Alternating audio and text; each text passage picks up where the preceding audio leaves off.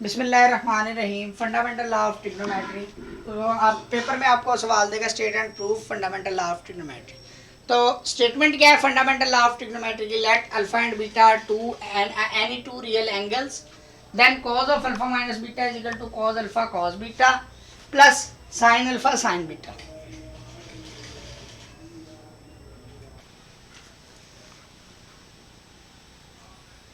बिस्मिल्लाहिर्रहमानिर्रहीम।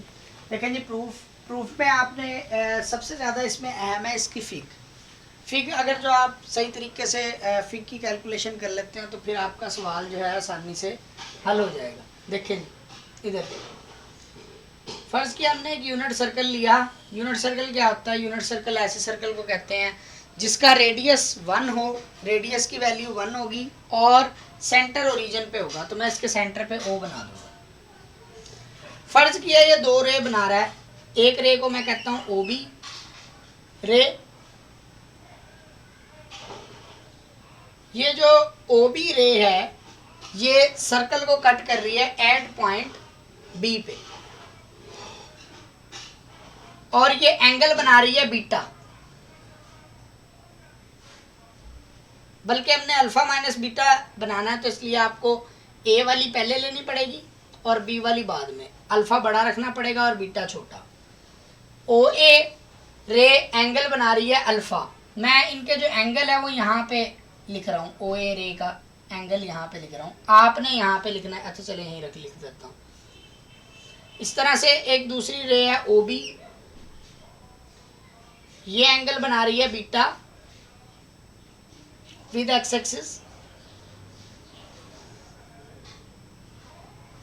OA रे बना रही है अल्फा एक्स एक्सिस के साथ और OB रे बना रही है बीटा एक्स एक्सिस के साथ। आपने इसकी जो पिक्चर जो यानी कि इसकी जो मैं फिग बनाऊंगा वो आपने इसको रिपीट करके वीडियो को देख लेनी है बार बार, यानी कि फिग की आपको सही से समझ होनी चाहिए। तो ये वाला OA और OB के दरमियान कितना एंगल होगा? OA और OB के दरमियान एंगल होगा, देखें ये पूरा एंगल था अल्फा और यहाँ तक एंगल था बीटा। अब ये वाला एंगल ख़त्म हो गया, ये पूरा एंगल है अल्फा और यहाँ से यहाँ तक है, B से लेके यहाँ तक है बीटा। तो अब आपके पास ये देखें यहाँ पे ये पूरा एंगल है अल्फा और इसमें से हमने ये बीटा वाला माइनस कर दिया एक किस्म का। ये बीटा वाला ख़त्म हो गया, इधर से लेके इधर तक वाला एंगल हमने माइनस कर दिया। तो ये जो एंगल बचा इसको हम कहेंगे अल्फा माइनस बीटा। ठीक, फिर उसके बाद अब देखें जी, ये आपके पास एक ट्राइंगल आई है OAB। मैं इसी के पैरेलल यानी कि इसी की तरह की ट्राइंगल, इस ये ट्राइंगल के अंदर एंगल बन रहा है अल्फा माइनस बीटा। मैं इसी तरह की एक ट्राइंगल लूँगा जो कि एंगल अल्फा माइनस बीटा बना रही होगी और उसको भी इसी सर्कल पे लूँगा। ये मैंने ये जो है ना एक और ट्राइंगल यहाँ पे ली। इस ट्राइंगल का नाम है OC और D और ये OCD ट्राइंगल बना रही है एंगल अल्फा माइनस बीटा। मैंने इसी के साथ की ट्राइंगल यहाँ पे ले ली एक्स एक्सिस के साथ। क्यों? क्योंकि एक्स एक्सिस के साथ हमें सॉल्व करने में आसानी होती है। अब देखिए जी, जो काम हमने यहाँ पे किया है हमने उसी को इंग्लिश में लिखना है। सबसे पहले हमने एक रे ली OA which makes angle alpha with x axis. OA जो है एक्स एक्सिस के साथ अल्फा एंगल बना रही है। OB जो है वो एक्स एक्सिस के साथ मेक्स एंगल OB बना रही है beta with x axis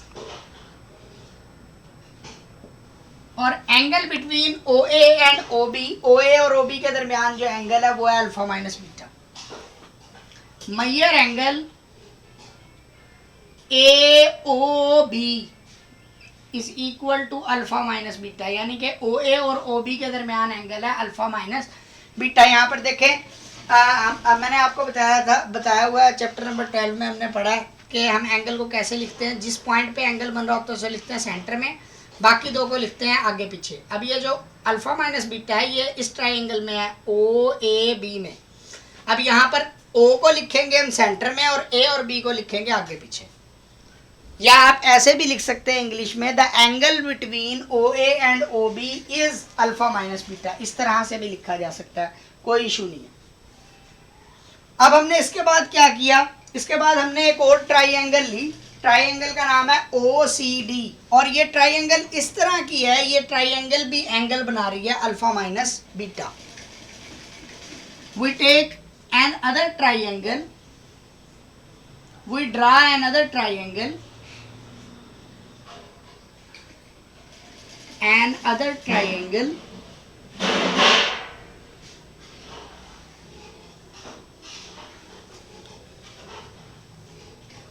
OCD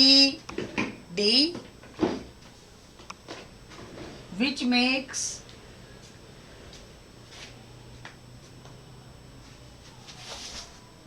angle alpha minus beta such that, इस तरह से अल्फा माइनस बीटा एंगल बना रही है इस तरह से कि major angle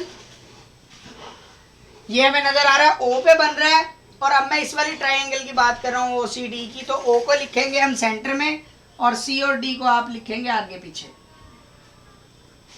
alpha minus beta. By SAS postulate, by SAS postulate, SAS postulate क्या होता है?